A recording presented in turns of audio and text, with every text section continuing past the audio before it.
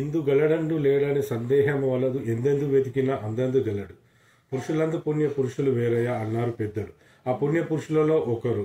అతను గానంతోనే సంగీతంతో ఎంతో మందిని ముగ్ధులను చేస్తూ అతన్ని పాటలతోని సంగీతంతోని ఎంతో మంది మనసులను గెలుచుకున్నాడు.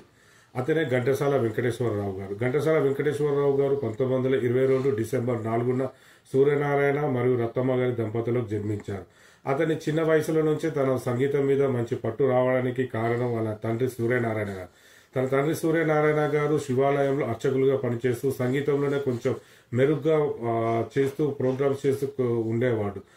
అతని దగ్గరనే వెంకటేశ్వరరావు గారు తన దగ్గర నుంచి కొంచెం సంగీతం నేర్చుకున్నారు. ఎప్పుడైతే వెంకటేశ్వరరావు గారు 11 సంవత్సరాలు వచ్చిన తర్వాత తన తండ్రి చనిపోయారు. తన తండ్రి చనిపోయిన తర్వాత తన తల్లి వచ్చేసి వాళ్ళ ఉన్న 5 పిల్లల్ని తీసుకొని వాళ్ళ అన్నయ్య గారి దగ్గరికి వెళ్ళారు.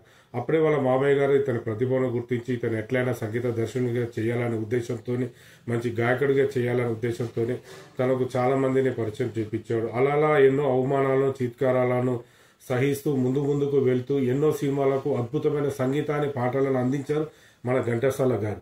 అందులోని కొన్ని మంచుకు ఆలయాన వెలసిన ఆ దేవుని రీతి ఇల్లాలే ఈ జగతికి జీవన జ్యోతి అంటూ ఇలా ఒక మంచి పాటలను, అలాగే భలే మంచి రోజు పసందైన రోజు వసంతాలు పూసే నేటి రోజు ప్రేమ యాత్రలకు బృందావనము నందనవనము లే. అతని పాటలతో సంగీతంతో ఎంతో మందిని మనసులను గెలుచుకున్నారు. నమో వెంకటేశ నమో తిరుమలేశ అలా పాడుతుంటా అంటే స్వయంగా నారాయుడే దివి నుంచి భువికి వచ్చి పాడినట్టు అనిపిస్తుంది.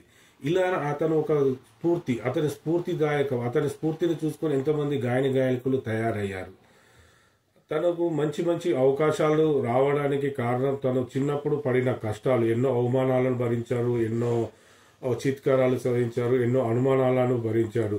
అతను ఎక్కడికి వెళ్ళినా కానీ అవమానాలే ఆభరణాలు, చిత్కారాలే సత్కారాలు.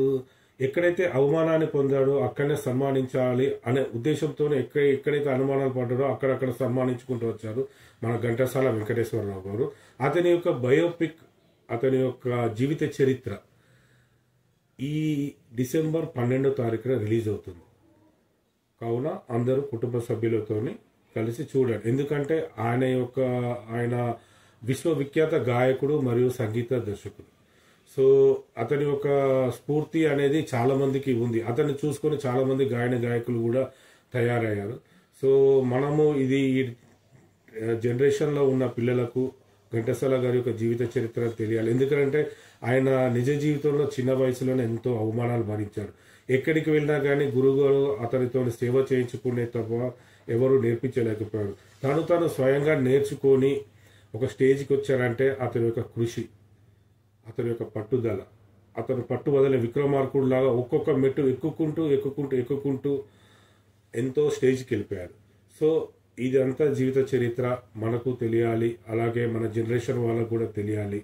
ఈ నెల డిసెంబర్ 12వ తారీఖున ఘంటసాల గారి యొక్క జీవిత చరిత్ర రిలీజ్ అవుతుంది. సో తప్పకుండా చూడండి, వాచ్ ఇట్. Thank you.